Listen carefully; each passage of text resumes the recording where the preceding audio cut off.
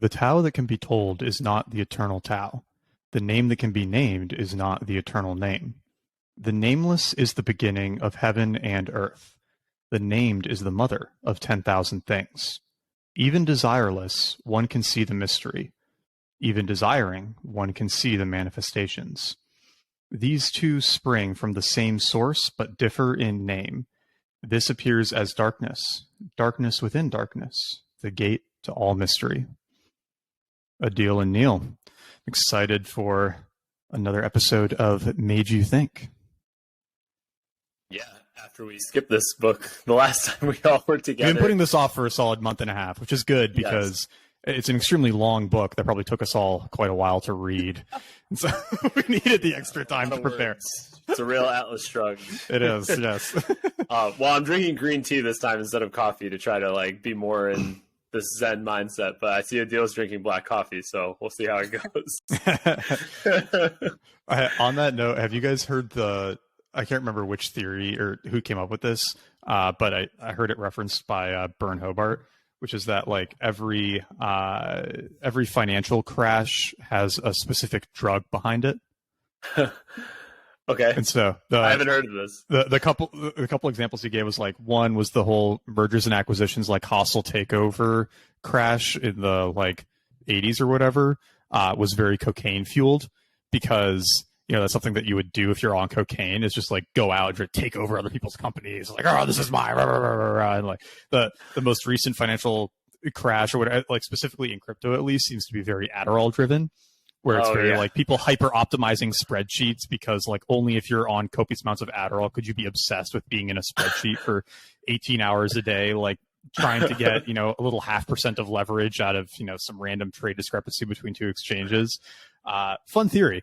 And the way I was going to tie it in is I've heard a similar one for philosophies, right? Different philosophies are inspired by different drugs or something. And so there's something to like Eastern philosophy is not like a coffee philosophy, right? The tea philosophy, I think, is definitely the better drug.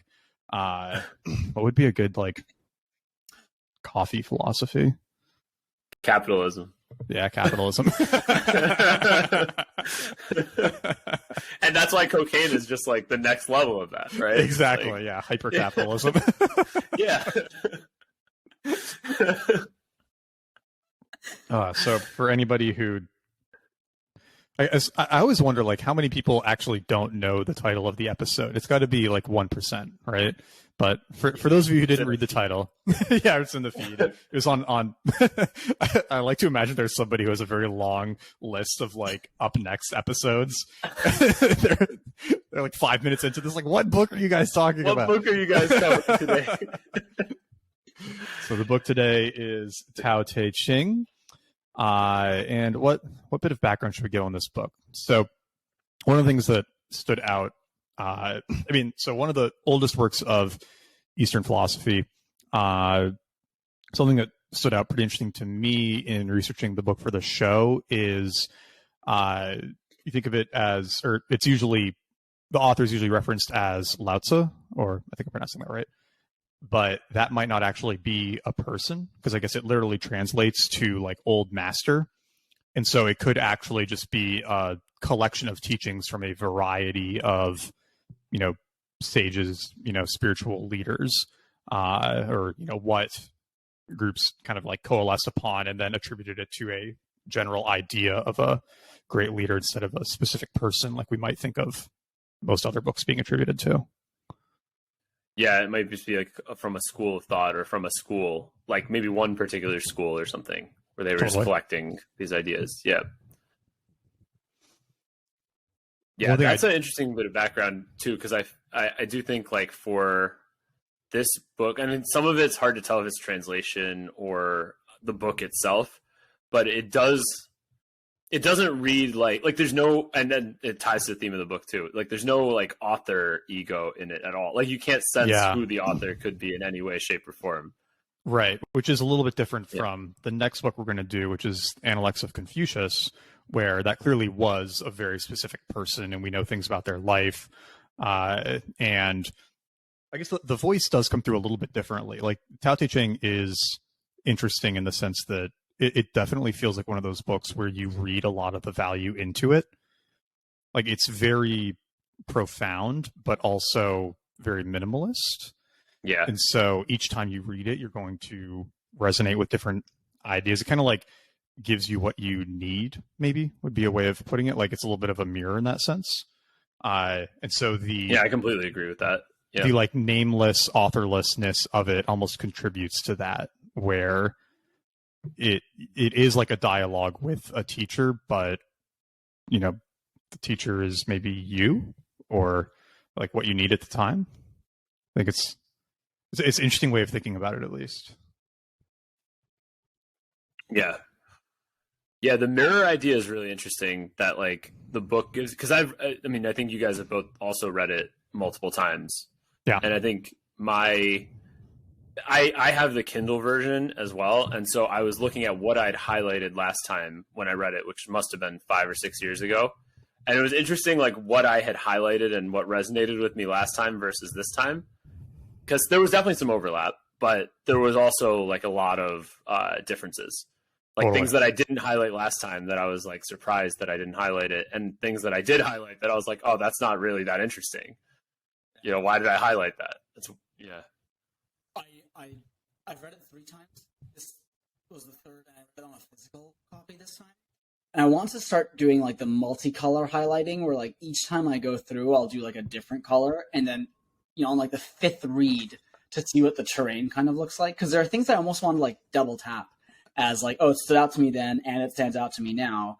And there are things that I read it for the first time in 2016. So when I read it twice in the last few weeks, and the first read was the Kindle version, the second one was the physical copy. And when I was reading the Kindle version, there were things that were very novel to me in 2016 because I hadn't started meditating yet. I hadn't started like really doing any of that kind of practice yet. That now is like, I actually just want to remove the highlight. I was like, we don't need this anymore. Like, this is part of the fabric. I also feel like the mirror thing makes it like, that's sort of the core of a good holy book, right? I recognize like definition of holy here. We can leave others to debate, but you know, it's a religion, and you go back, you find something new every time, and like it's almost the ROI on words for a book that's like as tight and poetic as the Tao is pretty incredible, because I think maybe it's like a 30 to 40 minute read, but that's if you're like skimming word by word, and like the proper way to engage is probably just like read a chapter and stop for a day and come back again later and read like the next chapter the next day, or you know, even a week later. I've definitely heard that be the like correct way to read this book, and probably I think a lot of other very aphoristic philosophy too is like just take a tiny bite of it and then go sit with it for a while, or let it percolate for a few days, and then, you know, then read the next one. Reading it straight through is almost like not really how you're supposed to do it, right? I think that was in one of our notes in the research, was that like even compiling this as a book almost encourages the wrong form of engagement with it. Like it's really, what is it, like 64 different lessons, which you're 71. I can't remember the exact number. But yeah, I see what you're saying, where it's like 81, not really like a book is, it's not almost, 81 chapters. You know, it's not meant to be read linearly. Right. And it's also even misleading to even call it like a book the same way a book that you'd read from cover to cover is. It's not misleading. It's just like they are. It's not the same form as that. It's like something different. Exactly. I think a lot of philosophy is like that too. It's like you can't really read it straight through. What would be the ideal format for you guys?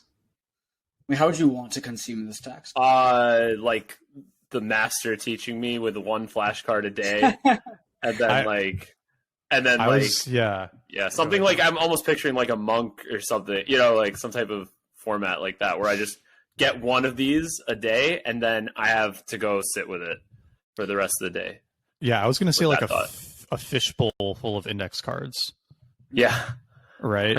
And then you just like reach in and you pull one out, and then, right. And so you like go on a writing retreat or something, and then you have no other stimulus. And each morning you get to pull out one index card from the fishbowl, and then you like go on a writing retreat or something, and then you have no other stimulus. And each morning you get to pull out one index card from the fishbowl, and then you have no other stimulus. And each morning you get to pull out one index card from the fishbowl, and then you and that's your only external stimulation for the day. And then the only other thing you have is like a pen and paper, and you're just like, alone in a cabin somewhere. Would your impression then be that the sequencing was not super relevant to it? Like, did you not get much from the ordering? I think I did, but I would have found a way to read value into any ordering. Individual one. Yeah. They do feel quite self-contained. I do think they're really self-contained, and I think that like to the extent that they feel like they're in the right order, that might just be like us backfilling a narrative or like inventing one in our heads. Whereas like if we read them in the reverse order, we would have also said like, oh yeah, this feels right, But I'm sure some scholars would disagree with me. Yeah, it's actually, I never thought about the order, Adil. That's a good question. Because the order is consistent across different translations. But what's so interesting to me about that, like, so as we were starting recording here, we decided we would read the first passage as the opening quote, and I read like a sentence of it, and Nat was like, "What are you reading?" And the translations are like completely different. Yeah. I mean, the translations are so different. So we should drop that website into the show notes. There's this Tao in You website where it puts 3 translations side by side. But it's interesting that like even though the sequencing is the same, the translations between these are so different that they almost mean different things. Like I benefited a lot from looking at them together to like piece together the meaning that might be lost between them. But the thing that this website doesn't actually explain is it puts 3 translations here, but it doesn't actually say what they're translating from. Like, is there an authoritative Chinese source that is, or are they translating different Chinese sources? And those that's the question.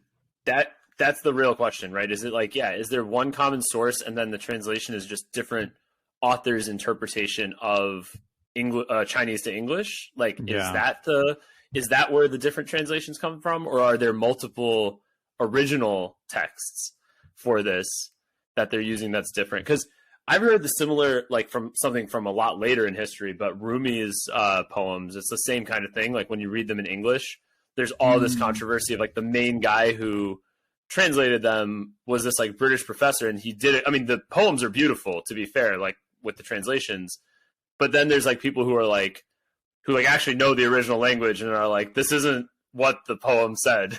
Like, it's a bad translation, even though the work is beautiful, like what he created. It's just like it's just not what the original one says. But there is an authoritative original one. I'm curious in this case if there's an authoritative original one or it's multiple.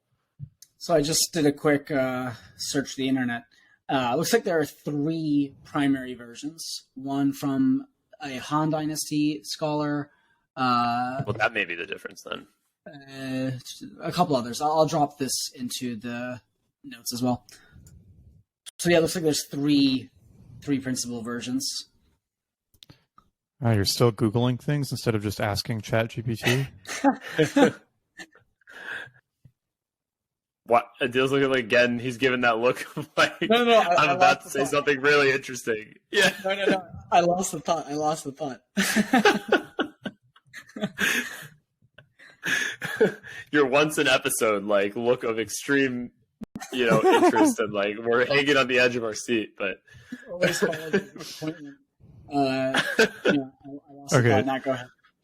I was going to say ChatGPT thinks that we don't know how many versions there are because it's been translated and interpreted and stuff so many different times throughout history, which makes it even more interesting, honestly, because then it's really like, I was having this conversation.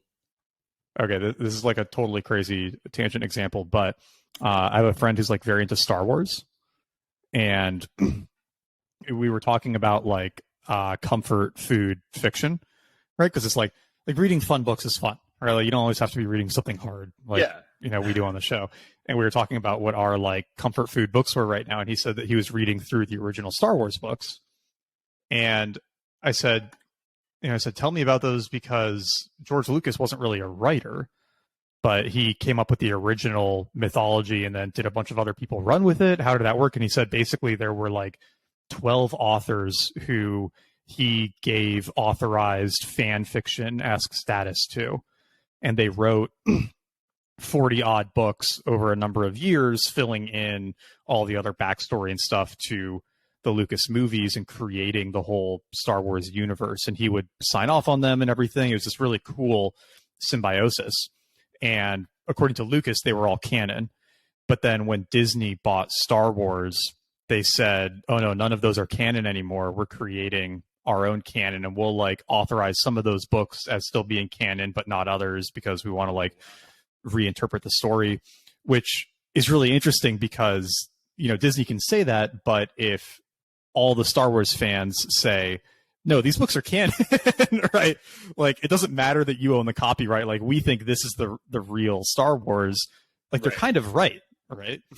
And so it's the same thing here, where even if it's a misinterpretation or whatever, if that's what all of the like modern scholars settle around, like that kind of is the right version, maybe, right? Like you can, it's not, once it gets popular enough and reinterpreted and stuff enough, it's almost no longer yours. It's whatever people decide is the right version of it. I guess the Bible's kind of this way too, right? Like it's where a lot of the more modern offshoots of the Abrahamic religions kind of come from. Yeah.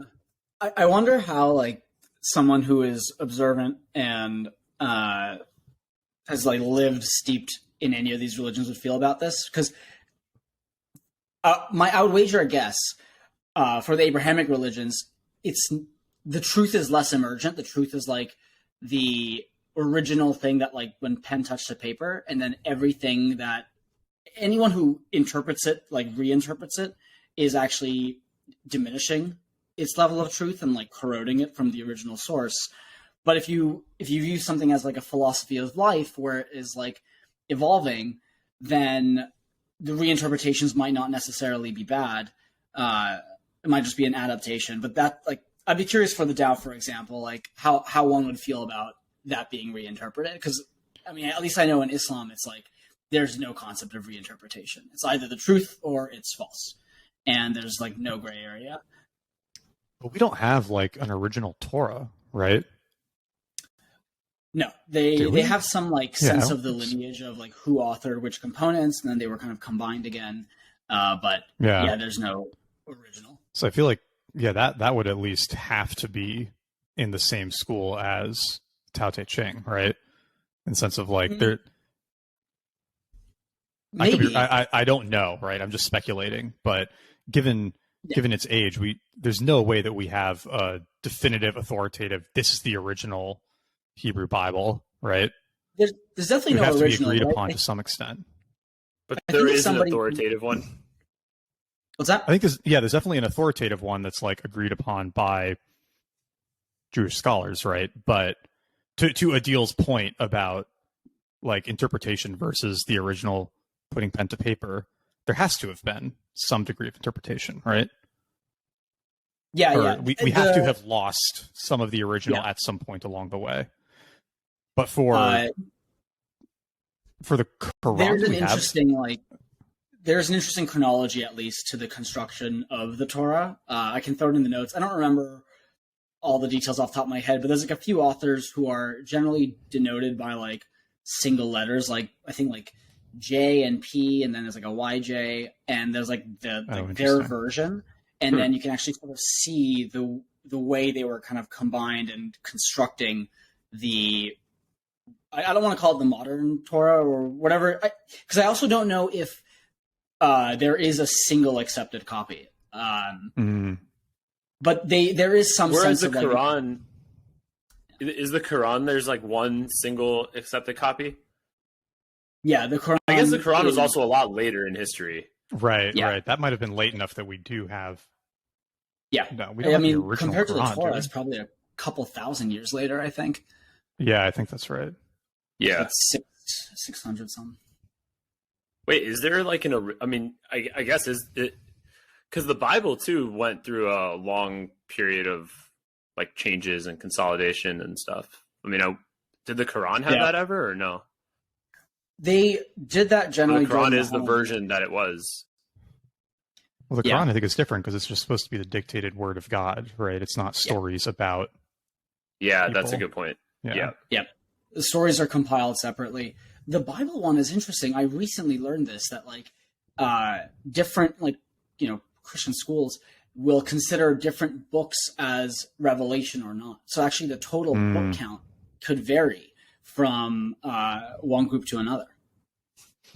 Just like Disney. I've never known. They're deciding what's canon and what's not. Yeah. Maybe. Yeah. That analogy clearly made Adil uncomfortable. I'm trying to find the.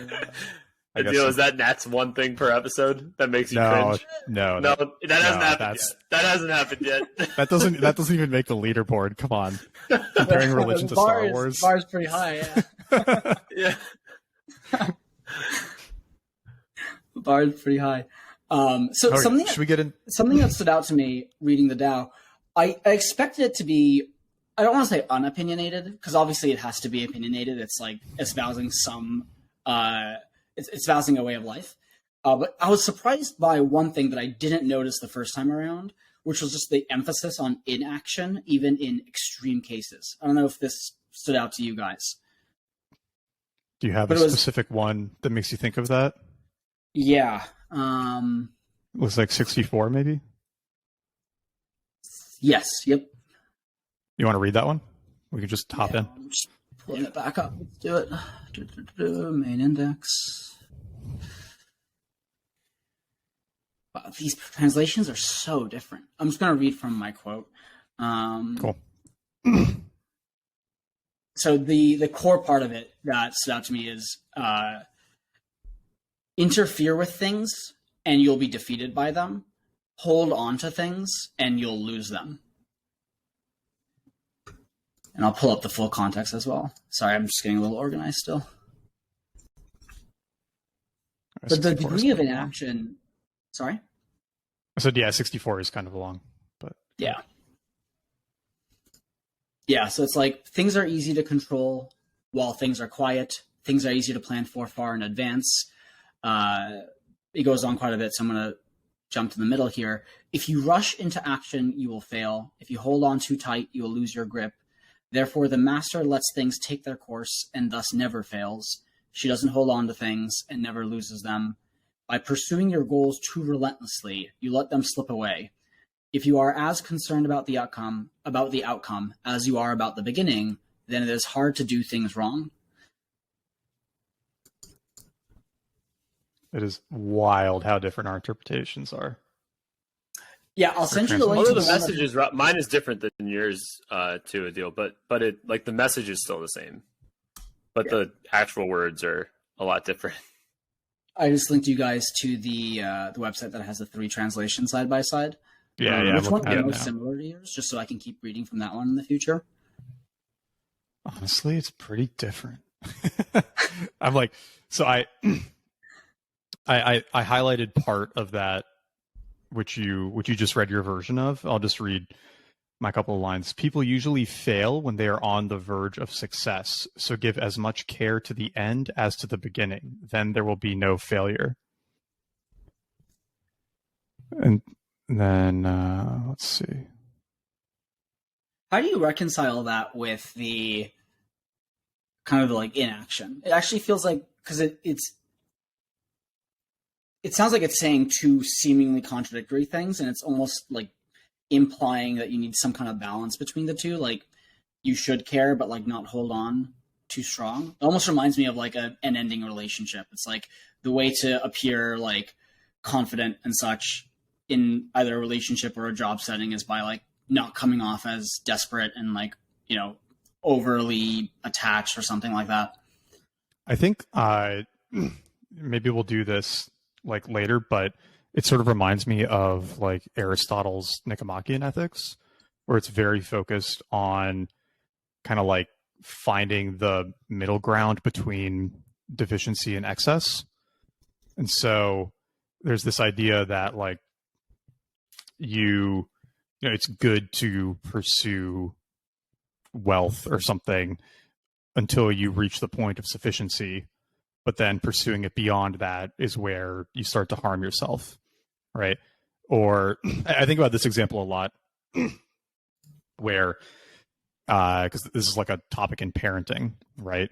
Where you want your kids to be healthy. You want them to be a healthy weight and fit and everything, but you also don't want to give them like body dysmorphia or eating disorders or anything like that.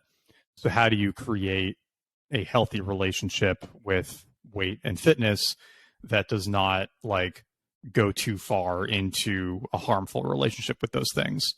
And that kind of feels like what it's saying here. There's a little bit of that, like what got you here won't get you there aspect to it, of you need to like, you need to sell the top, basically. Like you have to try to figure out how to thread that needle. And maybe the better analogy is like you know those things that you roll a quarter into and it like vroom, vroom, vroom, vroom, vroom, Quarter vroom, vortex, vroom. Yeah. It's like that. Maybe that's sort of what you're doing with all of these virtues and vices. You like start out having no idea where the limits are. And so you're super deficient, and then you get like super over obsessed with it. And then you swing back to being too deficient. And then, over time, the metronome like converges on the middle. And so that's kind of like the balance that it's telling you to aim at. Can you take a quick look at 48? I want to... Yeah, I'm curious to square what you just said with 48. So I'll read one of the translations. The student of knowledge aims at learning day by day. The student of Tao aims at losing day by day. By continual losing, and losing in the other translations is like unlearning. By continual losing, one reaches doing nothing. Laissez-faire. He who conquers the world often does so by doing nothing. When one is compelled to do something, the world is already beyond his conquering. Yeah. I struggled with this one. Well, yeah, because it's weird because there, to your point, there's almost this conflicting advice between reasonable action and simply non-action. Mm-hmm. And there is something like, I think this is like, it's so hard to put these concepts into words, but like, if you just take just take marketing, for example, right? It's like, I feel like when somebody's starting off, they are like trying a bunch of shit. Like they're just doing a lot of stuff, they're doing SEO, they're doing social, they're doing like all this activity. And as somebody like gets better and better, I feel like you strip things away. And by the end, you're kind of like just doing it on vibes. You're just like, this feels like it'll work. And there's no frameworks. There's no like, it's like you almost don't even need like an analytics tool or anything at that point. You're just like, hey, I know that, this feels like it's going to work. So it's, maybe there's something to that of like this stripping stuff away. Like, this losing everyday idea that you're just actually losing things that you were holding on to. And that's what kind of gets you closer to mastery. Yeah. And I'll it's like a curve or something. Like, one reference I'll make on that, Neil, is, and we talked about doing this book at some point, but like The Alchemy of Finance by George Soros. Yes. Yeah. And where he talks about like basically as he got better in his career, he basically used his back pain to decide what to invest in. Because his like emotional attunement to information was so much stronger than his rational one that he would basically use his chronic back pain to tell him whether he should like buy or sell something that he was focused on. And that was like his most reliable indicator, which is just like fascinating. And I think there's a certain degree of bullshit in there. Like I know one of his kids wrote a response to that was basically like, yeah, he's sort of like, he was actually super data driven and did all of these things, right? And like he said it was based on his back, but really all this other stuff was going on. But like it could be both, right? It could be both, yeah. And so and kind of like on that note, there's another chapter or verse in here that I feel like gets closer to what we were thinking. Oh yeah, here it is. Okay, so this idea of like doing nothing or like non-action. 11. So like in my read, it does a good job of, I think, like expanding this nuance. Let's see. Okay, I think mine's better. All right. 30 spokes share the wheel's hub. It is the center hole that makes it useful. Shape the clay into a vessel. It is the space within that makes it useful. Cut doors and windows for a room. It is the holes that make it useful. Therefore, profit comes from what is there, usefulness from what is not there. So there's a little bit of this element of like, if you there's something about, maybe you guys have heard this phrase too, like music is the space between the notes, right? Like there's something about the not doing that creates some of the value, right? Or even like the space between doing. But I don't know. I mean, you're right, Adil, because it does feel like, okay, are they saying do nothing, or are they saying like don't do too much? Or it could just be that there were multiple authors and with multiple conflicting ideas, and each one is just meant to give you a different like thing to noodle on. I wonder if it's just one of those things where like it sounds contradictory, but it's instead of being like 180 degrees, it's like 170 degrees, and you sort of need. It's like there's a Tyler Cowen interview I really like where he talks about people who are both very stubborn and very easy to work with, and it's like you can actually think of people who are like that, or people who like are very lazy and very hardworking, where like it appears sometimes like they're doing nothing, but they're actually. Nat's smiling. I think Nat, you're a little like this, right? You're like. I was just gonna say Nat's like all three of these things. Like this is literally Nat. I was thinking of a deal for stubborn but easy to work with. Okay, yeah, I could definitely see that too. Yeah, I guess that probably applies to me too, though. But I wonder if these are all examples of like the 170 degree. And like when you oscillate between like stubborn and easy to work with, or like action and inaction, it's just vibes, is the way Neil put it. It's like almost an intuitive thing. It also, the passage you just read, Nat, around like action and inaction, sounds a lot like parenting. Yeah, well, I think it sounds like a lot of things, right? And that's where some of this stuff really, for me, resonates in the sense of like, very, very often the best thing to do is nothing, right? And that might be one of the core lessons it's getting at is, and this is just like a chronically very hard thing for humans to do, right? Like we always want to do something to solve a problem, but so often the answer is to just do nothing or do like way less than you think, right? Like who was I reading? I hate when you remember a really good reference, but you can't think of where it came from. I have one right now that I can't remember where it came from. Oh, you know what? I know where this one came from. It was Cal Newport's interview on Sam Harris that I was telling you guys about before the episode, where Cal was basically making the point that like when you look at somebody who you consider super productive, they are often day to day very unproductive.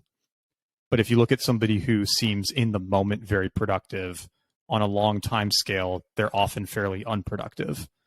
And, he was using the reference of like somebody who's constantly starting a new business or a new blog or a new project every 6 to 12 months, but never really get anywhere because they just like give up on it and move on to the next thing. And so over 10 years, it's like, oh, they didn't really produce anything. But then he used the example of like John McPhee, really famous nonfiction writer, who was like writing an article about birds, I think, and couldn't figure out how to start the article.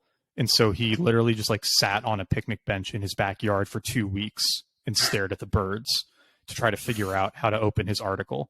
And if you looked at him in that moment, it would be like, what are you doing? Like, you're on an article deadline. You need to work. But over his whole career, he's been this incredibly prolific, incredibly productive writer. And that feels like a little bit of the difference that it's trying to get at here is like very, very often you just need to do nothing and let nature take its course. And that will be better than like running back and forth in a million different directions. Right. Like, yeah. The last analogy I'll throw in, because I really like this one, I've used it before, is like zigging and zagging across a line doesn't necessarily change like the slope of that line. right? So like it might be going up and to the right anyway. Just because you're zigging and zagging back and forth across it doesn't mean you're actually making it go up any faster. Right. Yeah, there's an investor, I can't remember who it was, but some investor on Twitter, which I'm just like somebody who's like, no, like some hedge fund guy, I think. I forget who, or VC or somebody. The point they're trying to make was more relevant than who they are. But I wish I could give them credit. The point they were trying to make is you could have the right investment philosophy in your, and they're talking about public investments, like that you could have made the right investment, and in a moment of boredom or like second guessing yourself, completely ruin it. So like, I think the example they were giving was like last year or the last couple of years, if you were investing in like oil equities, they were oil and gas equities, you were buying in at an extremely low price relative to what it is right now, because, COVID had kind of decimated oil demand. And you could have like held on to those for like a year, and they didn't really go anywhere. And then if you were just second guessed yourself or thought too much about it, or, got bored and you're like, yeah, I want to move something around in my portfolio, you sell it. And like, literally you were right. You would have had like a 4X or a 5Xer, and you had the philosophy right the entire time, but just out of boredom, you fucked it up. So basically their point was like, don't check your portfolio too often. Like, you have your strategy. If something happens that changes your fundamental strategy, that's different. But don't just like check it so that you're, and out of boredom, sell something or buy something that doesn't, isn't actually a smart thing to do. So yeah, it was kind of the same point that like, just don't do anything in many cases is the right answer. Like, you already did the work to come up with your philosophy and your strategy, and by continually doing stuff, sometimes you are actually going to hurt yourself. Mm-hmm.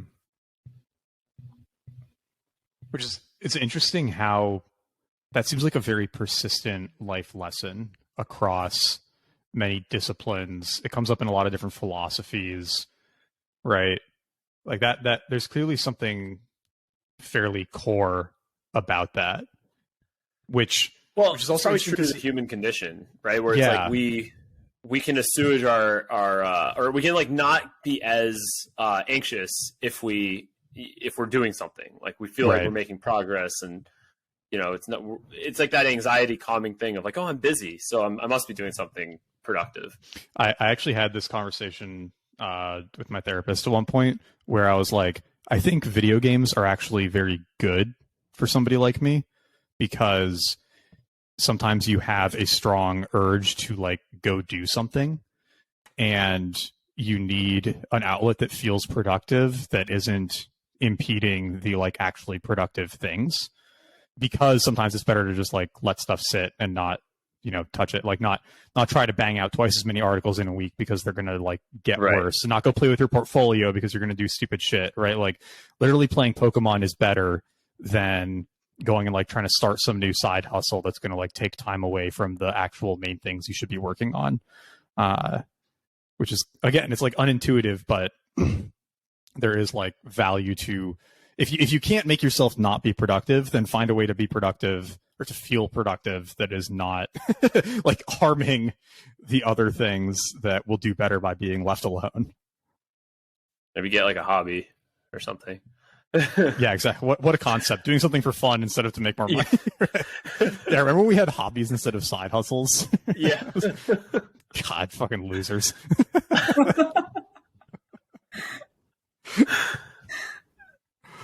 I feel like that's why fitness stuff is good too, right? It's like sometimes it's better to just go for a run than to try to work more.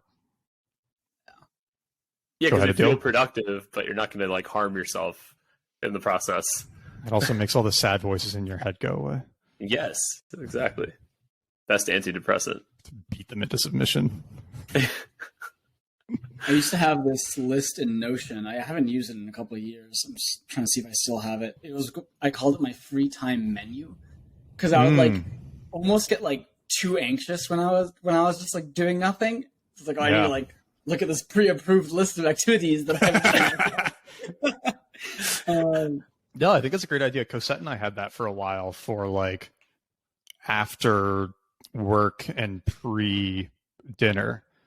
It was like a happy hour alternatives list. Yeah. That's kind of cool.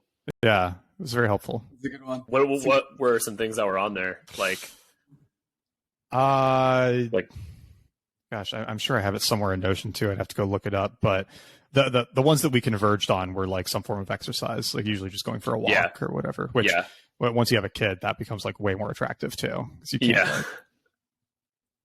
Like, your Is there like a minimum age on happy hour? Like baby can come until they're like 6, and then you can't come from 6 to 21. Yeah. So there's some difference between. So like a restaurant that serves alcohol and has a bar will usually let you bring your kid in, and like a wine bar and a brewery and stuff, those will usually let you bring your kids in. The places that don't are often like bars. And I think there's some difference with like liquor and stuff. But we'll take her to like breweries and wine bars and stuff pretty often, and it's like never an issue. It's really only like cocktail places, or then like, but I mean, you wouldn't bring a kid to 6th Street anyway, but but I think if you wanted to, they'd be like, no. So I feel like, and you're a bad parent. Yeah, exactly.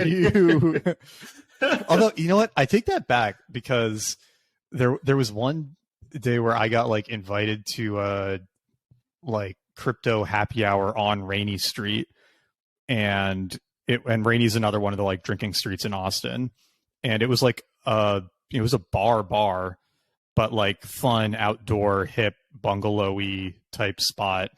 And I just brought my daughter in like the front carrier, and she was like bouncing around and she had fun. And like for all of the like single guys I was hanging out with, it was great, like, you know, girl talking fodder, because, you know, all of the women coming in would be like, oh my God, there's a baby. And Zach Oberon, who I know you guys know, showed up with his son too. And so we're just like bouncing around with our kids at this bar, and it was totally fine. So you can get away with it sometimes. I don't really, I feel like the rules are like half emotional, right? It's like, how does the bar feel right now? Or how does the bouncer feel? Get there on the gray area where the bouncer's like, I'll let you in, but I don't think you want to be here. Yeah, exactly.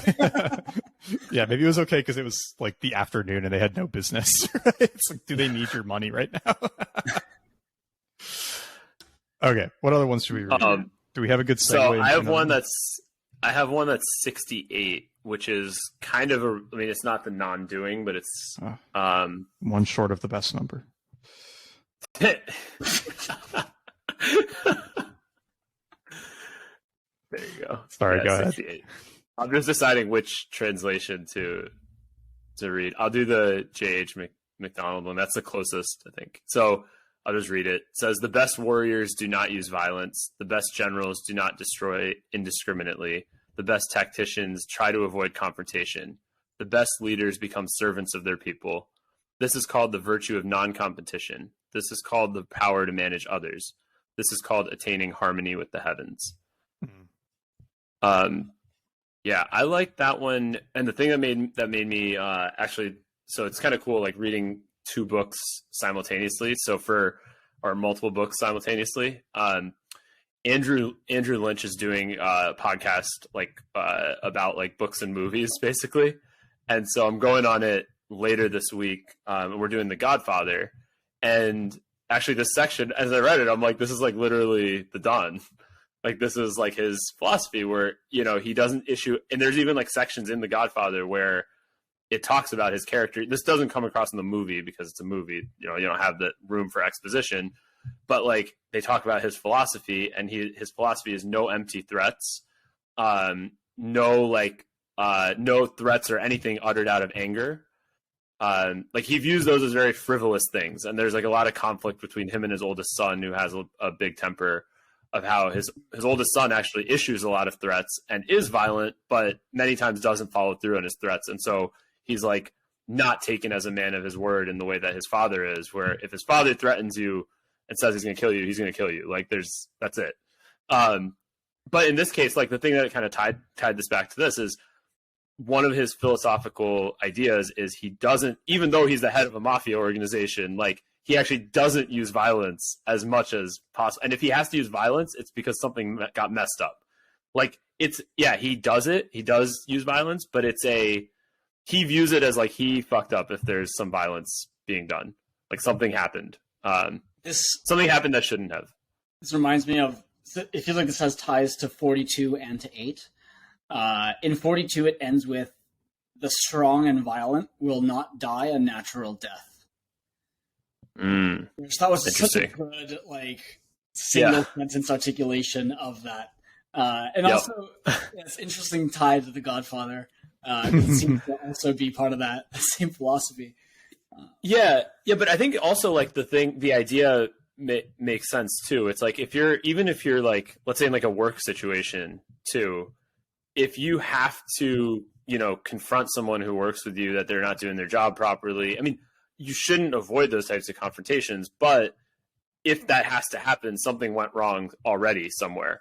Like maybe you hired the wrong person, or you gave them the wrong task, or, they weren't the right fit for the job, or they're, screwing up somehow. But like, if to get to that confrontation point, actually, you probably, like, that wasn't where things went wrong. That was like something got messed up ahead of that. And so the best ones probably are not letting things get to that point. Yeah. And that's a cool idea here. This is one that I didn't highlight last time, but this time when I saw it, I was like, oh, this is actually a really interesting point, that if you do have to get to that confrontation point in whatever context, whether it's war or, I guess the war context that means diplomacy failed, or your soft power tactics failed, and you have to go into a violent conflict.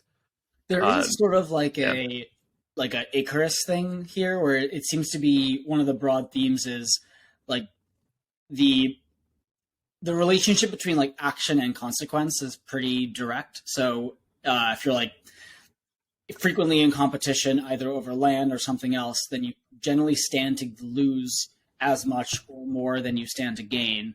And it's sort of competition very broadly defined, like the broadest sense. You could even throw desire in there. So eliminating all of it. So like in 8, they're talking about, again, without competition, it's like you have peace. Did you have a follow-up thought there, Adil? You're looking intensely. I was just reading through the quote, but you go ahead. Okay, I was going to say it also ties in with this idea that comes up a few times that I really like and feels temporally relevant about like this idea of striving. I think that line was in the one you read, Neil, or maybe the one before it, but it's also in 24. I really like this first line. I'm reading the Lin Yutang version from the Tao and You. 24, you said? 24, yeah. 24, yeah. He who stands on tiptoe does not stand firm. He who strains his strides does not walk well. And it's kind of this idea of like, there's and going back to the like do nothing, it's almost like, okay, you can walk, but don't sprint, right? Or you can stand up tall, but don't get up on your tiptoes and make yourself unsteady, try to like show off or be taller than you are. And it, we often bring this back to finance, but it makes me think of like leverage, right? It's like people who try to trade with more money than they actually have tend to be the ones who get wiped out because, they're standing on their tiptoes. And like sometimes it works, but pretty often on a long enough timeline, it blows up. And it kind of just keeps going back to this idea of like moderate effort, right? This kind of like middle path to all of these things, which ties in again with what you're just saying around like anger and aggression, or like obviously a soldier has to have some degree of aggression, but it's in check, right? It's managed. That whole like not letting your virtues become your vices does feel like a pretty strong thread through a lot of the pieces we've read so far. Yeah. And it's even also like your strengths can become, well, I guess, your vices, your virtues becoming your vices kind of thing. It's like, you might be really good at one particular thing. And this could even be true for like work, like a work situation or sports or anything where it's like, you have a really good defense, let's say in football or something like that. And you just overly rely on that and never rely on your offense. It's like anything you overly rely on can then become your weakness. Right. It's just like you're kind of leaving yourself to if something goes wrong with that strength, then you have nothing else. Like there's nothing left to fall back on. And I think in a work context, it's even a little bit more clear where like you might be really good at, I don't know, like let's say if somebody is really good at sales, for example, and they just like are starting something and they just over index on the sales side of things without actually building like the product that they're selling. And, you know, yeah, you might be able to get a lot of sales up front. And then, you know, when it comes time to actually deliver, you know, are under what is it? Over promising, under delivering. Yeah. Well, and I feel like we more often see the opposite, right? The other way around too. Exactly. Yeah. Products people who just want to like think adding new features is going to bring in all of the customers, but it, you know, you're going to have to actually like, I guess both are vices, right? Like yeah. Both to their are bad. Extreme, both are bad. Yeah. It's like the answer is somewhere in the middle of that, but you're right. More people probably skew on the product side and then under invest on the sales side because it's uncomfortable. No. The middle way. When you guys are reading this and taking notes, what stood out to you as like something you're doing that's like wildly incongruous with this book? With this book. Yeah. Ooh, that's a good question. I know mine. Do you have yours? No. I have mine. I can go first. I'm fine with that. Yeah. Yeah, I think I definitely do have a bit of that shiny object syndrome sometimes where I chase after like new things rather than sit and, you know, continue with the things that I'm already working on. You know, it's like you hit that plateau point in anything, you know, you hit that, there's like that initial growth and that plateau and you got to kind of push through to get to that next plateau. And that's for me, the danger zone. When it starts plateauing, then my eyes start looking at other things. Yeah. Like, oh, what's this other shiny thing over here rather than like pushing through the plateau. So that's something that I'm trying to, you know, like reading this, I was like, shit, I need to like be able to sit with something for a lot longer and let those things kind of compound. And that's kind of what I'm trying to do now, you know, moving, even all the things we've talked about with this podcast, you know, and our plans for it and stuff. It's like, I mean, this is actually my longest running project. Yeah. It's my second longest running one. Yeah, besides the blog, right? Yeah.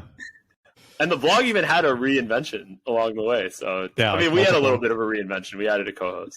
Yeah. Yeah. But he was already on the show. You already had like 5 episodes under your belt. 70, so I'll yeah, but you were the only like recurring guest on the show. So the one that came to mind when you asked that question, Adil, for me is like I can be very impatient with, you know, so like for me, it's hard with writing because you do see people who have like super successful writing careers or magnum opus in their like 20s or early 30s.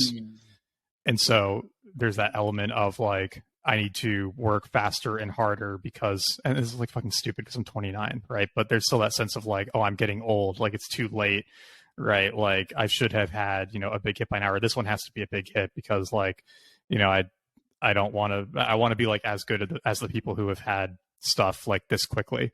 And I think that instinct is, I think it's like decently common, right? And like everybody has other versions of it where they're always comparing themselves to super successful people their age. And that's actually why I love the like zigging and zagging across a line doesn't like make the line go up faster. Like analogy for me, that's very helpful because then I can be like, okay, am I like zigging and zagging, or do I just need to like be patient and keep like doing what I'm doing and it'll like get somewhere interesting eventually? And often it's like the latter. But it's very tempting to be like, oh, I need to, you know, like start a TikTok because that will help like my newsletter grow faster, and it's like not growing fast enough, and so like nobody will read my book. Blah, blah, blah.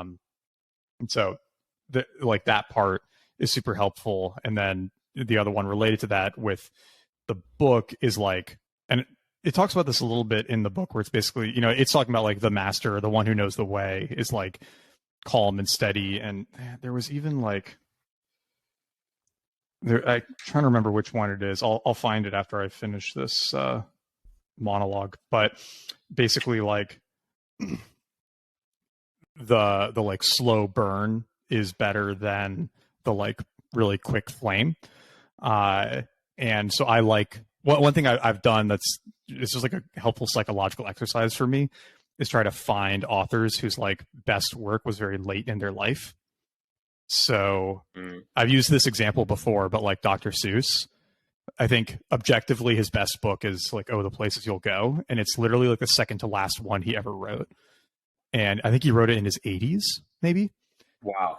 So like, that's cool, right? Yeah. You know, he worked on all, and you know, he's got tons of bangers, right? Like he's got an incredible library of great work, but it's super cool that his last or penultimate one was like his best. Or I'm reading this novel right now called Children of Time, and like really, really good, excellent sci-fi, like very cool world building. It's in this like category I hadn't heard of before of like evolutionary SF. So it's right now. Yeah, it's based on this premise of like, or you know, part of it's based on the premise of humans go try to terraform a planet by dropping down, and this isn't spoiling anything, this happens in like the first chapter, but trying to drop down monkeys and then releasing a virus that is specifically programmed to re-engineer their DNA across generations to make them smarter and more capable as quickly as possible. But the like terraforming, like something goes wrong with the terraforming capsule, basically, where all of the monkeys die on the way in, but the virus still gets released and the planet still gets terraformed. And so instead of like infesting the monkeys, it infests the like spiders and ants and all of the like insects. And so you've got all of these insects that are developing human level intelligence. And then like, what does that look like? And what does society look like with, you know, spiders who are as smart as humans? It's super interesting premise, right? But I think the author was like 62 or something when he wrote it. And he's had other popular books as well, but this one seems like the one that's like really hit the most, and like that's really cool too.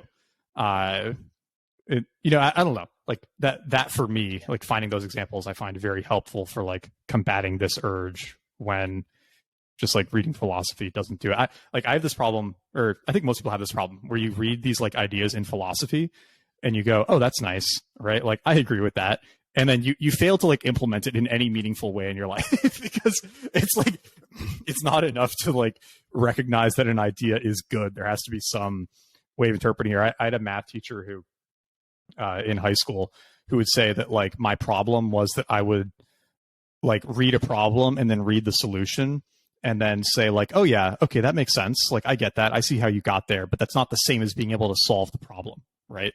It's like, Nat, it actually reminds me of being able to understand a language and being able to speak that language. Those are two very different things. Like I can understand Punjabi, but I can't speak it at all. Mm-hmm. I couldn't even tell you where to start. But if someone is speaking it, I can be like, oh yeah, that's like what they mean. I can like, I understand it. But then if you ask me to respond to them, there's no chance. I wouldn't even know where to start. Well, it's like we were talking about in the beginning before we started recording, right? Like just because somebody talks a lot about stoicism doesn't mean that they're not like a raging asshole in real life. Right? Like there's a big difference between reading a book and actually like being able to live the ideas in it. Yeah, the people living the ideas are probably not writing a book. Yeah, exactly. They don't need to prove anything.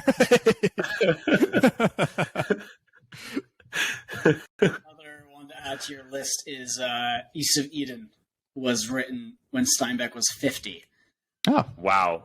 That's his best book, in my opinion. Yeah, and it's one of the last ones. If you look at his bibliography, it's to the bottom. Well, and if you look at a lot of people, like successful people in every domain besides like sports, almost all success typically comes in the like 40, 50, 60 range. I think sports is by depth. Sports is just because it's a physical it's just special. Thing. Yeah. It's just like a physical thing. Yeah. But although I would say if you use the scale of an athlete's career as like let's say an athlete's career is 15 years, like a good athlete, versus like, I don't know, an author's career could be 50 years. Right. So if you apply like the relative scales, you actually see the same thing in sports. So Michael Jordan didn't win a championship until he was like, wow, let's see. How old was Michael Jordan? when he won his first championship. He was not like 22 or anything. He was 28, which is like middle, and he's a pro since he was like 21. Yeah. I think even younger. He might have been 20 at that time. I think he might have skipped the senior year. Yeah. So he was like 20 years old. So it was 8 years in, right, to like a 15, 16-year career. So it's like halfway, which for an author might be 25 years in. Right. Well, I think about this with like endurance sports too. That I find very interesting because on a like world record scale, you typically won't have anybody making the podium outside of their 30s. But on an individual scale, a lot of people can improve on their marathon time or their Ironman time or whatever into their like 50s and 60s. Right. So, and that could, it could just be that like the practice outweighs the like physical degradation, or, you can stave off a lot of it by staying really active. But even there's a temptation to think like, oh, once I'm out of my 20s, like, I better just like not pick up a sport now. But you like, you run any race. And, true. Yeah, you will see people in the like top 5-10% of finishers who are in their like 60s and 70s, which I always find very motivating. I love getting passed by a super old person. I'm just like, all right, cool. Yeah. Motivation. Yeah. Good news for both of us. Exactly. I remember like as a kid, we'd always watch, I don't know, whatever soccer game was on. And as a joke, I was never that good at soccer, but my parents would always be like, yeah, it could be you. I'd be like 16 years old. And in the back of my mind, I'd always kept it as like, yeah, if I wanted to be an athlete, if I really tried.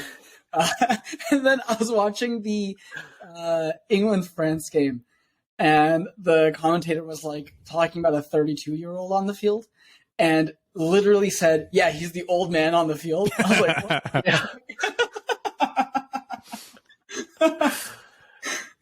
That's so true in like basketball as well. If a player's 32, they are definitely like most likely the oldest player on the court. Watching college football is really weird. Football, I would actually say, is a weirder one in terms of ages relative to soccer and basketball, though, because football, you can actually, like, quarterbacks at least don't hit their prime usually, so they're like 29, 30. But I think because a lot of being a quarterback is mental.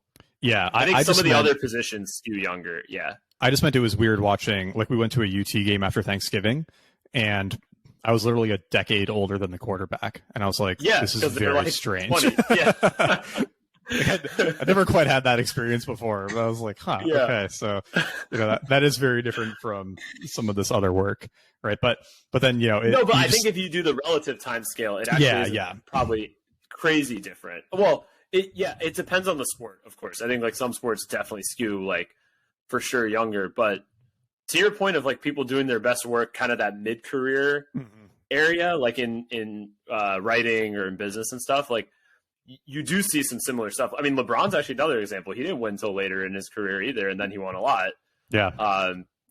And I mean, Brady won in his career pretty early, but then he continued winning, in different stages of his career. But it's like, it doesn't all have to be at the beginning. Yeah. And I think we miss that with how media even talks about like business and authors and stuff. It always focuses on like, oh, this 18-year-old made like $1 million last year doing this, but no one talks about like the 75-year-old who started a business the previous year and is doing the same thing. Yep. Yeah. I mean, you just have to sort of we're old guys now. We're like, why are people talking about old people? I feel like you really have to mentally discount those stories because they do give you this very skewed perception of like at what age people have those big successes. Right. And sometimes it's just like people are special, right? Like Hofstadter wrote GEB when he was 34. Like, I'm probably not going to do that by the time I'm 34. I'm okay with that. I feel like this is another one of those like action inaction things that by even entertaining this question, it like hurts you by thinking about it. Right? It just makes you sad. It doesn't make you better. It's like compiling the counterexamples is good, but probably like shutting the whole thing out it's sort of like you find love where you're not looking for it, right? That's the cliche. Like this strikes me as the career equivalent. I think this goes back to the like the practical versus the ideal with like philosophy stuff. It's like Adil, you are correct in the ideal sense that like, yes, it'd be better to just not think about this, but I am going to think about this. better tools.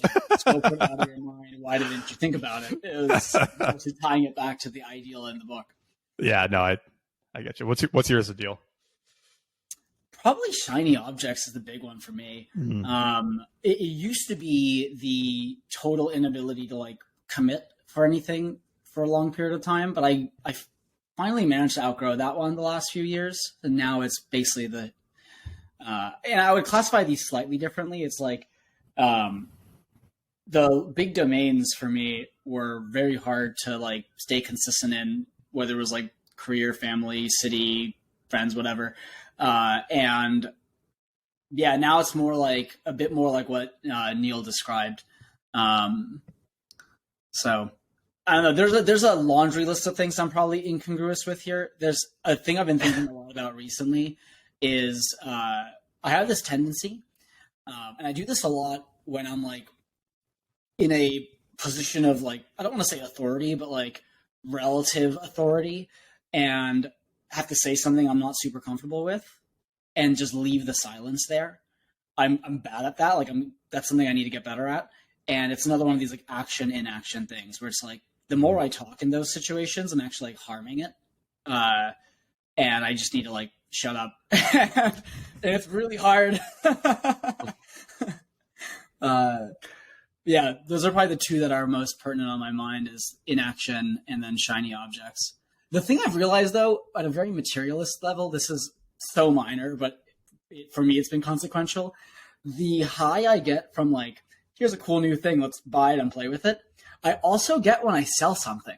So I've started just like selling stuff on OfferUp and Facebook Marketplace, and I'm like, yeah, wow, we got rid of this. And it actually scratches the same itch. And I think what I actually crave is just the velocity of things moving inside and out.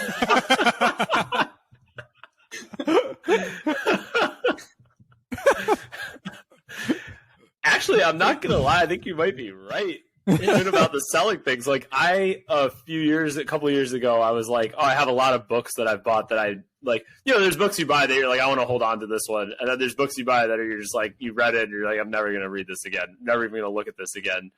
And so I got rid of maybe like, I don't know, 30, 40 books, and I just sold them on like eBay, and it was so fun.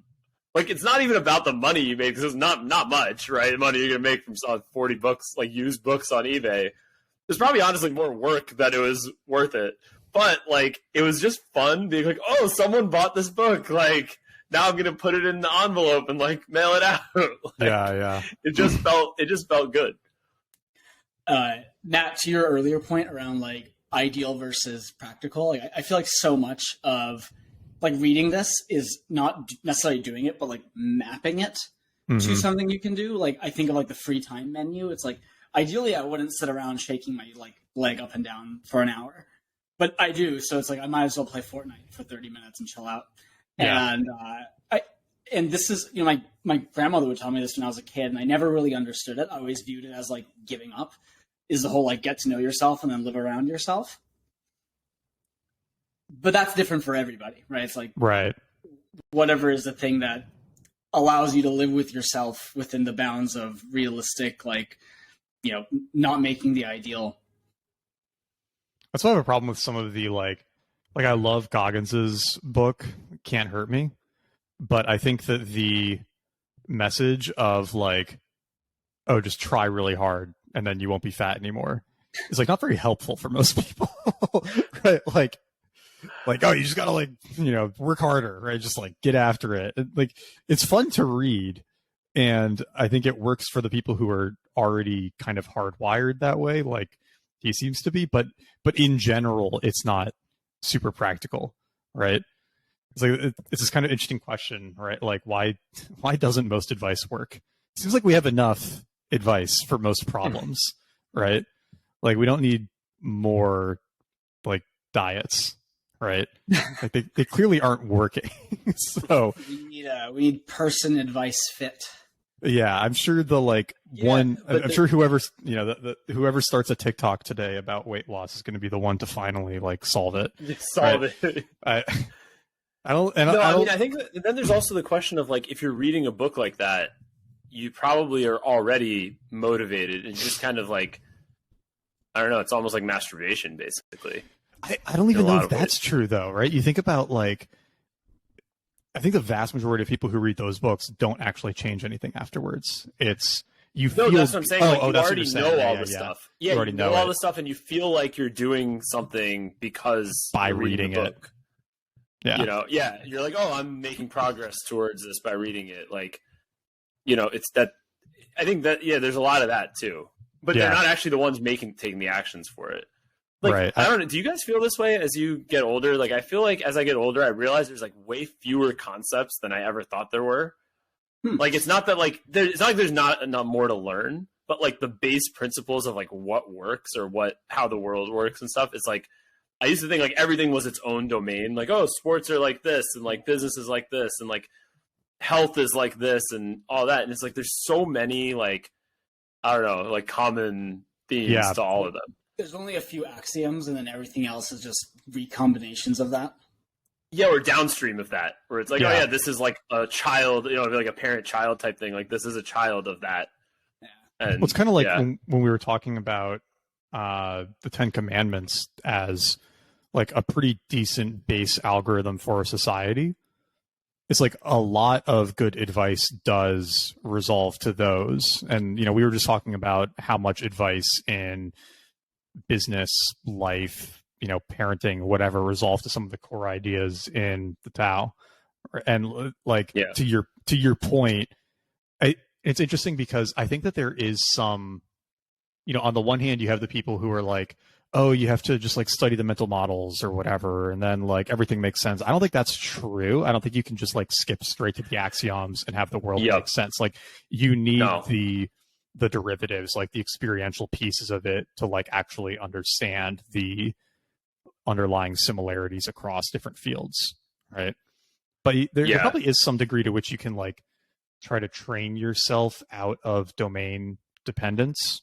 Well, one concept that I know Nat, you've embraced this one, and like that's kind of a similar to me. It's like the idea of being anti-fragile, right? That's like a idea that I feel like you can kind of apply to multiple things, you know, without even experientially living it. Like you're just kind of like, okay, yeah, this just carries over from one domain to the other. But I do agree, like to achieve mastery in something, you kind of need to. You can't just like come in with the mental model and like expect to be, you know, because there's a lot of like. I don't even mean mastery. I mean like I don't think you can understand the axiom without the experience without living it first. Yeah. Like you need to do something that teaches you about like compound growth or whatever before you understand. Yes. And that could be farming, that could be investing, right? But once you understand that from one domain, you can apply that to another domain. It's like, oh yeah, this is like farming. You know, if you went from farming to like, I don't know, something else that's like that involves compound interest. So it's you could kind of see that. I was going to say one meta theme of this book is like fluidity, right? It's like not being fixed and rigid and being more fluid. And if you think about like water, just kind of, or any fluid, I guess, takes the shape of the container. Yeah. There's like, there's definitely like some of that here. And I'm trying to find some examples of that. I had at least one highlight related to that. Yeah, same. It's like Bruce Lee's book, Striking Thoughts, talks about this a lot too. I haven't read that. It's pretty good. It's very aphoristic. I'm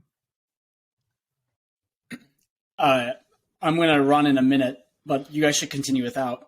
The thing I was going to add on the axioms independent of some application, I was watching this lecture the other day, which is excellent, by the way, and we'll throw it in the show notes. And at one point it talks about like humans being very narrative driven. And the example it gave felt relevant here, which was that 10 years before Darwin published Origin of the Species, they found this skull called like the Gibraltar skull, which was like a half human, half ape skull, basically. And they just kind of filed it away because there was no narrative for it to fit into, even though it should have been like this earthquaking discovery. And then it came back out like 30 years later, because then they finally had, it's like the skull is almost like this axiomatic thing, right? It's this truth that you have to reckon with. but there was no framework for it, and there was nothing to apply it to. So it was actually just like that is for a while. I love that. That is very true for science in general, though. Yeah. That, think, like, yeah. Like when we did scientific revolutions, right? Like Kuhn talks about this with like retrograde motion, right? Is always sort of the classic example that comes up. It's like you know, we saw planets going backwards, but obviously they're all still rotating around the Earth, so they must just be moving in these like little spirals around themselves. Yeah, it couldn't be that there's another explanation, right? And that Bye, too. friends. Enjoy the rest. Yep. All right. So yeah, I'm just copying all these links that you've been putting in here, or at least some of them, so we have them for the show notes later. That's kind of to your point about. Gone. All right, he's gone. Now we can talk shit about him. He had to go sell some books on eBay, I guess. Yeah. New York City's expensive, man.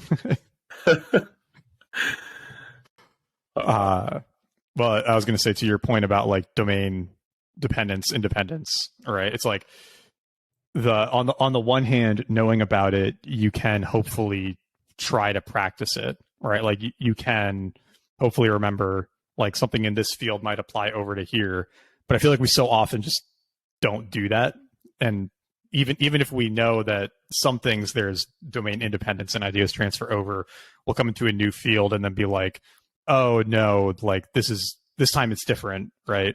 Like this time it's the ideas don't transfer over. But it's like even to this point of like doing nothing, and you've probably experienced this too, like one of those interesting things with working out and fitness is like sometimes the best way to advance is to like take a week or two off.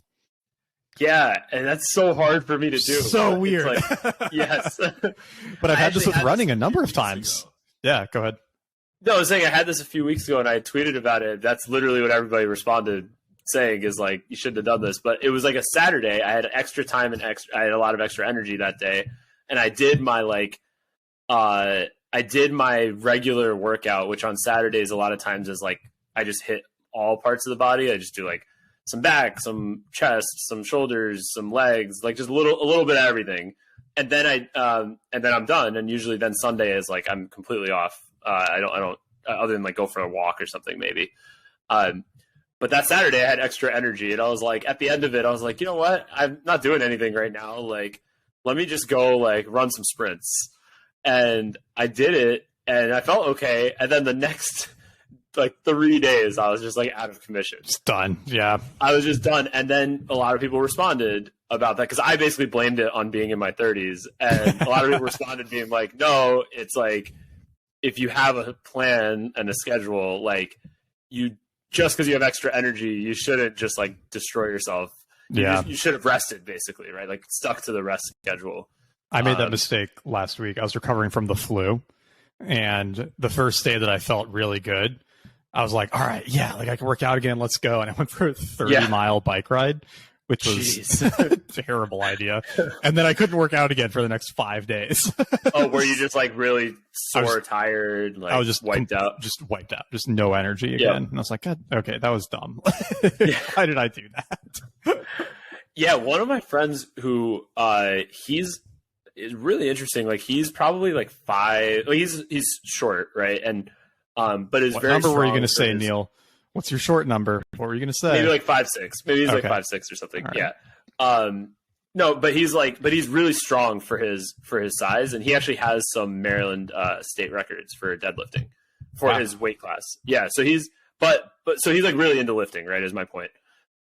One time he told me like if you're plateauing, I've actually literally never tried this, but I feel like I should at some point. He was like, if you're plateauing on a lot, on like let's say you're trying to get your bench up and you're just stuck. He was like, take 2 weeks off and just eat really well during those 2 weeks and then go back to it. And he's like, that will work. And it's like, I cannot wrap my mind around the fact that by not working out, you're actually improving your lift. But he obviously knows what he's talking about much more than me. Dude, that was basically what I did for my marathon training, where I did my like last 20-mile long run. And then I felt like kind of tired, but also just like super demotivated after it, and just like basically didn't run at all for the next 2 weeks leading up to the race, and just like chilled. But then you had a great time. Did a couple, yeah, and then I did the actual marathon faster than any of my training runs. So it was like, is that like a good strategy? Like, did I get lucky? Right? Like, what happened here? Because it was super just like weird. I mean, it was like way faster than any of my training runs. So, well, you were there's probably a little bit of like adrenaline because it's like the rail. That definitely helps. Yeah. Like being at the real event. And then you were super rested, probably. Right. But that is also counteracting like going 6 miles farther than you went in any of your practice runs. Right. So it's like, I love it. It's just like weird stuff like that. But it goes back to, again, the book, right? Like sometimes the best action is no action. Not doing. Exactly. Yeah. Which is hard to do. It is really much easier said than done. Yeah. Well, and again, there's like limits to all of it, right? Like I had this conversation with somebody where, if you don't run, I was having this conversation with somebody because I was saying like, oh yeah, my big goal is to write at least like one really great book before I die. And he was saying like, oh, well, have you kind of like read any of this stuff that's like, if you aim at a very specific goal, you're unlikely to hit it. And it's better to like aim in the abstract and then you'll sort of like do good things as a consequence. And it's like, yes, but like if you like don't run, then you're not gonna be able to run a marathon. If you like don't try to write something really good, you're probably gonna write like shitty stuff, right? It's like you have to figure out where that like reasonable middle is.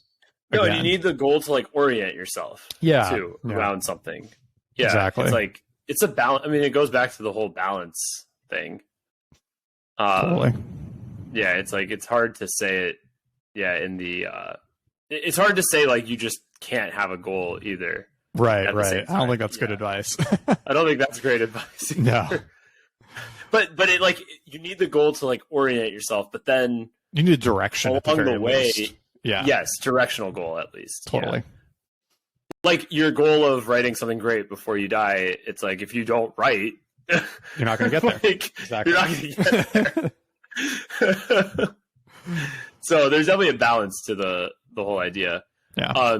Actually, one thing I forgot to say about the quote that I was saying earlier about the non-competition, non-confrontation thing is there was also like an element of finite and infinite games to that, where like, because the translation I had, the one I had read was from the website that Adil shared, but the translation I had, they worded it as like the best athlete wants his opponent at his best, the best general enters the mind of his enemy, the best businessman serves the communal good, the best leader follows the will of the people, all of them embody the virtue of non-competition. Not that they don't love to compete, but that they do it in the spirit of play.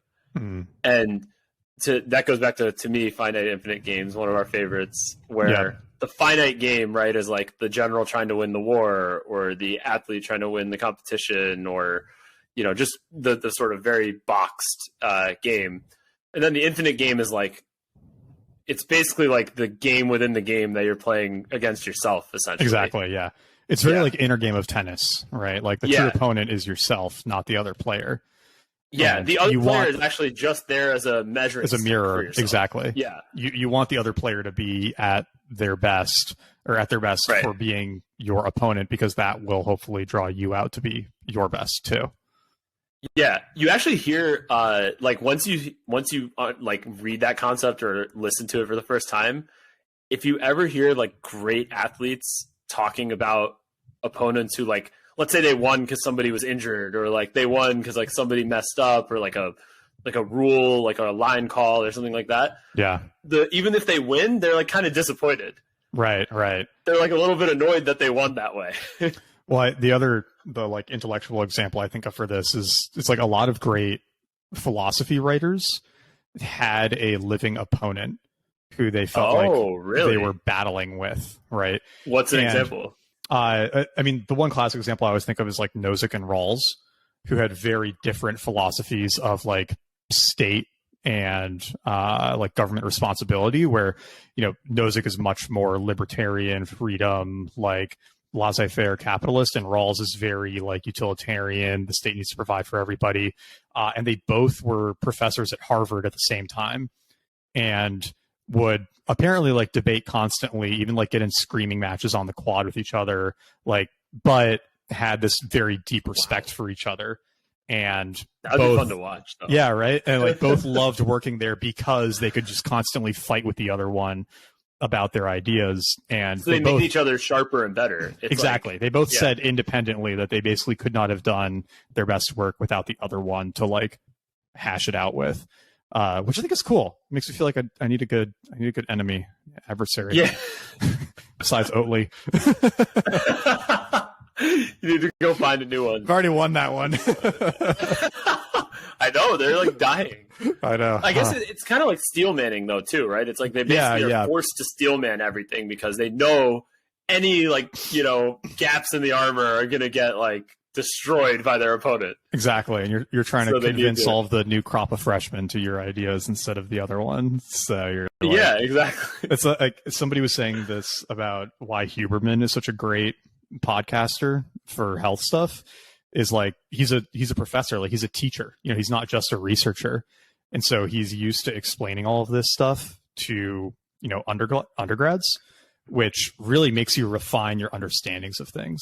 So I feel like that's to be fair, a lot of professors are not great at explaining things to undergrads, but that's true. He's probably a good professor. He's probably an actual good professor. Yeah. Yes, and I think if we compare, like, I at least enjoy his health stuff more than like Atia and Patrick. And yeah, it's less academic, weirdly. Yeah, it's more approachable, and I feel like that clearly plays into it. So you need because like Atia and some of those guys, it's like they're not saying anything wrong. It's just like they're citing like study after study, and like it's like, okay, I've got to go read like 50 studies now, and I have no idea what all these acronyms are, and just like it's heavy. And also, it's like I don't know, like I'm not like scientifically illiterate, but I feel like I'm also not enough of an expert in any of these topics to be like, I can tell if this was bullshit, I would be able to tell it's bullshit. Totally. Yeah. I've got no idea. That's actually something that I fear with the AI stuff too, by the way. With like, well, yeah, because it lies a lot. It makes stuff up a lot. You got to be careful with it. I wouldn't know sometimes. Yeah. Right. Like if it's not a topic that I know about, I would just be like, oh yeah, this is right. That's fine. Totally. Yeah, right, I think we're going to have more of that like over time where it's just like most of us might be spewing bullshit on topics that we don't actually know about. Yeah. Well, I mean, think that it's right. I mean, that's true with Google too. Just because something ranks on Google doesn't mean it's right also. As a professional Google manipulator, I can confirm.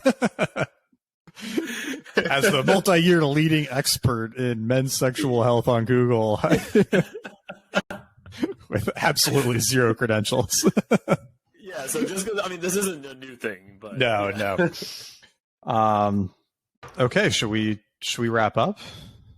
Yeah, I think. So I think unless you had any other big themes? No, I feel like we did a good job with like an appropriate amount of tangenting, as well as, you know, covering a solid amount of content from the book. That was one of our better balanced episodes. I think that was quite good. It was. This might actually be one of our more focused ones. Wow, look at, you know, we all decided to take this much more seriously in 23, and here we are, just being serious. We had an agenda and everything. You know, we used to have agendas, and me and you did back in the day. We did with our weekly when we were doing them weekly. Well, in like 2018, we were on top of it. Like we had very serious agendas.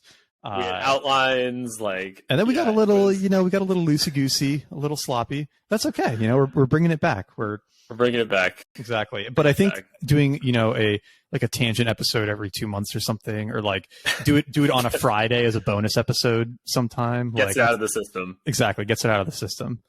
Okay. So next week we're going to take a break from the Great Book series and do The Comfort Crisis by Michael Easter. Are you joining me for that one? Is Adil joining? I am. I'm midway through the book right now. Awesome. And I'm actually really enjoying it. Cool. I'll save it for the episode. Actually, I won't say what I'm thinking. Okay. but I'm excited to do the episode. Yeah, and I think if we enjoy doing the episode, and if the audience enjoys it, we can probably get Michael on for an interview too, because that would be super cool. He's a friend of a friend. Yeah. That would be super cool. And then should we say like why we're like, so we're basically just trying to mix up from the great books to also do some other books, and we might do some author interviews, combination of things, like to to the point I was making before, like we all sort of decided that, or at least I think I brought it up originally where I was like doing all of my goal planning and shit for 23. And I was like, the one thing I really want to like go harder on is Made You Think, because one, I love doing it. It's really fun hanging out with you guys. We all have fun doing it. It's a good pressure to read. And it's like, I definitely think that, like I don't have any interest in doing like a TikTok or doing YouTube or whatever, but like growing a podcast, I mean, like we have a lot of fun doing it. And I just think that this can be really good if we like focus on it seriously. And so one of those things was getting to doing an episode a week. So that's what we're aiming at now. Which and not doing exclusively the Great Book series, which I think is good too, because the one thing I'm curious about looking at our stats is like they're not as good for some of the Great Books ones, right? Like Exodus. They were higher during the crypto series. They were higher during the crypto series, yeah. And so I wonder too if like bringing in some recency, people are more interested in that. I'll be curious to see how like some of the interviews do. I do know from some people who listen to the show, like sometimes people will actually listen to the episode before deciding to read the book or not, or they'll click on an episode because they've heard of a book before. Yeah. Like someone told me about for Infinite Jest. They're like, oh, that book was on my list forever.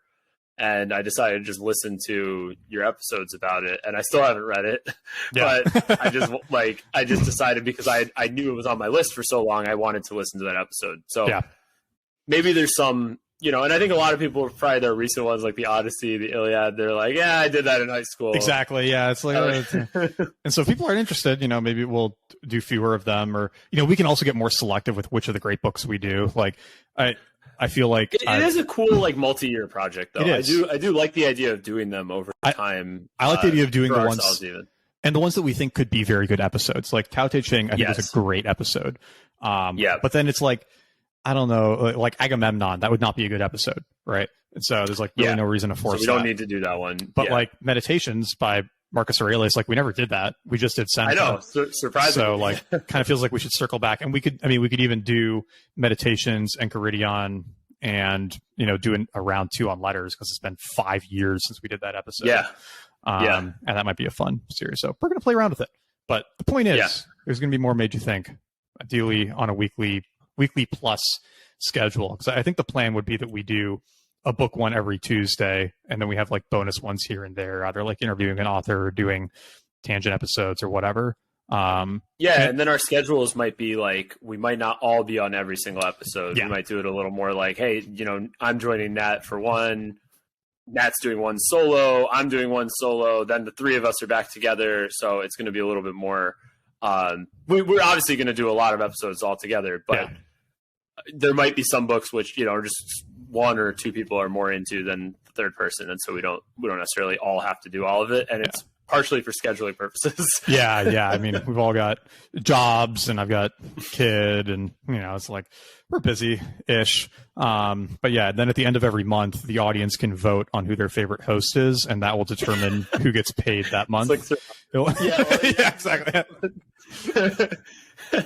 You're put in the penalty box. Yeah, exactly. Or you're not allowed to do it. You're muted during all tangents if you're last. You have to run a lap in between topics.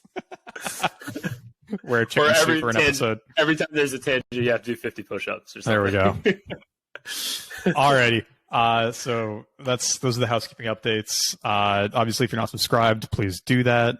Do people listen to podcasts they're not subscribed to? Is that a thing? Everybody says like, don't forget to subscribe, but maybe if they're putting it on YouTube. I wouldn't be surprised if ours do get listens from that. Just probably from like the book notes and stuff.